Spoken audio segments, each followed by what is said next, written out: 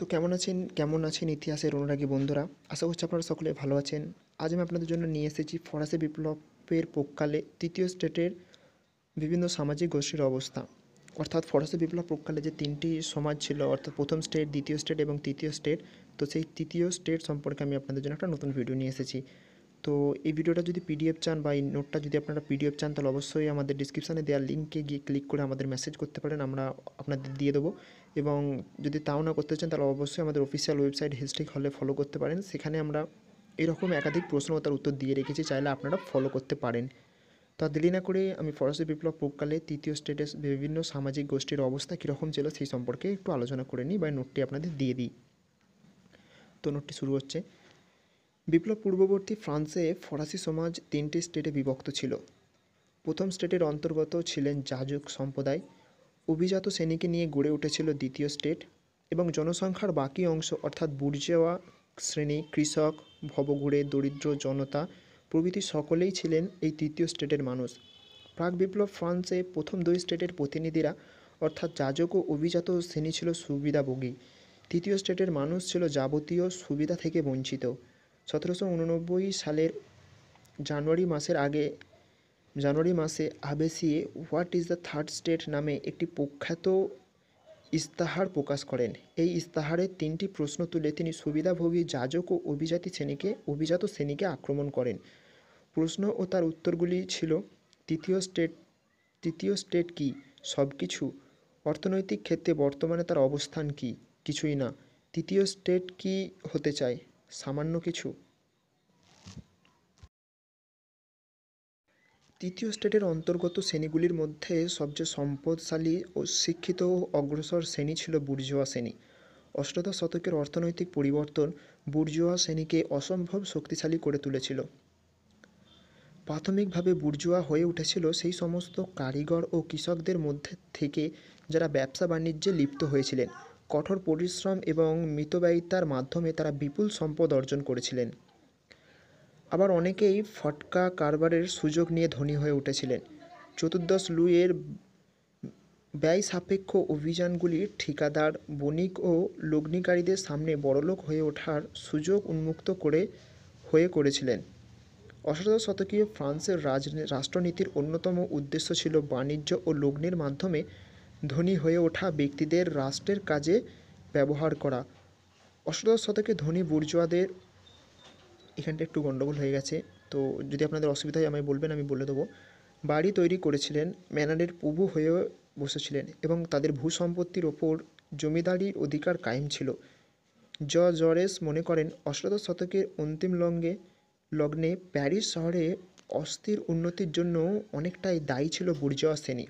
বুর্জোয়াদের মধ্যে সামান্য কতিপয় ব্যক্তি ফার্মার জেনারেল হিসাবে আত্মপ্রকাশ করেছিলেন। তারা সরকারি রাজস্ব ও অভ্যন্তরীণ শুল্ক ব্যবস্থার ওপর নিয়ন্ত্রণ কায়েম করে নিজেদের অবস্থার প্রভূত উন্নতি সাধন করেছিলেন। বিপুল অর্থ বিনিয়োগ করে তারা বিচার বিভাগীয় ও প্রশাসনিক পদগুলিকে কিনতে উৎসাহী হয়ে উঠেছিলেন। বুর্জোয়া শ্রেণীর এই অংশ রাষ্ট্রকে ঋণ দিত। যতদিন পর্যন্ত ফরাসি রাষ্ট্র ঋণ শোধ করার মতো সম্পন্ন অবস্থায় ছিল, ততদিন বাণিজ্য ও লগ্নির সঙ্গে যুক্ত বুর্জোয়ারা রাজতন্ত্র ও অভিজাততন্ত্রের সঙ্গে আপোস করে চলেছিল।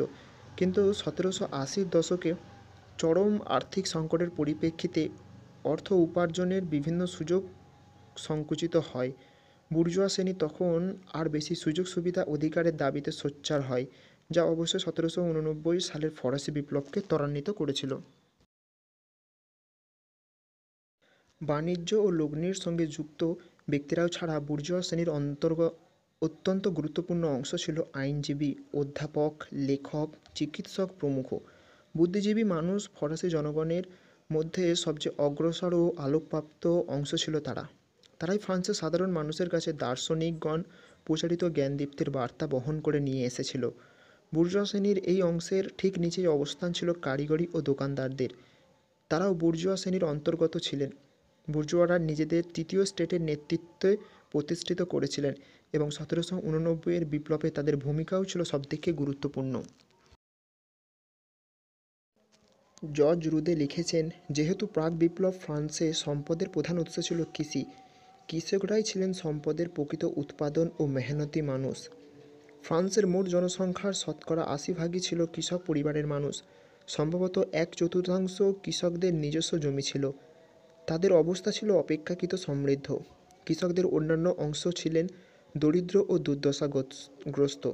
সমসাময়িক ইংরেজ পর্যটক আর্থার ইয়ংয়ের বর্ণনায় তাদের দরিদ্র ও দুর্দশার কথা বিবৃত আছে। এদের অর্ধেক অংশ ছিল দরিদ্র ভাগচাষী, যাদের মেটার বলা হতো। এদের নিজস্ব কোনো পুঁজি ছিল না এবং তারা তাদের উৎপাদিত পণ্য পরিমাণ মালিকের সঙ্গে ভাগ করে নিতেন। ফরাসি কৃষকদের ১/৪ ছিলেন ভূমিহীন চাষী। ফ্রান্সে বেশ কিছু স্থানে তখনও ভূমিদাস প্রথার অস্তিত্ব ছিল। ফরাসি কৃষকেরা ছিলেন করভারে জর্জরিত। তাদের চার্চকে ধর্মকর বা টাইথ দিতে হতো। তাছাড়া টাইল, ভিংটিমে, ক্যাপিটেশন, গ্যাবেলা, লবণের ওপর কর ইত্যাদি নানাবিধ কর তাদের রাষ্ট্রকে দিতে হতো। তার ওপর ভূস্বামীরাও কৃষকদের কাছ থেকে নানা ধরনের পাওনা ছিল। কৃষকেরা তাদের ভূস্বামীদের কাছে বেগার খাটাতে বাধ্য হতেন। এই ব্যবস্থাকে বলা হতো করভি প্রথা। তদুপর কৃষকরা ভূস্বামীদের সঁস বা নগদ টাকার খাজনা, স্যাম্পাট বা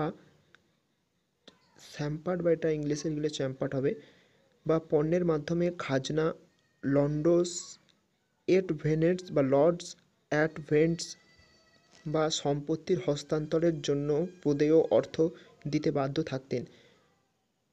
যদিও কৃষকের নিজস্ব জমি না থাকতো, তবে তাকে সামন্তপ্রভুর মিল, বেকারি ও মদ তৈরির ভাটিখানা ইত্যাদি ব্যবহারের জন্য টাকা দিতে হতো। ঐতিহাসিক লাব্রুসে হিসাব করে দেখেছেন যে একজন কৃষকের আয়ের ৯৫% কর দিতে চলে যেত।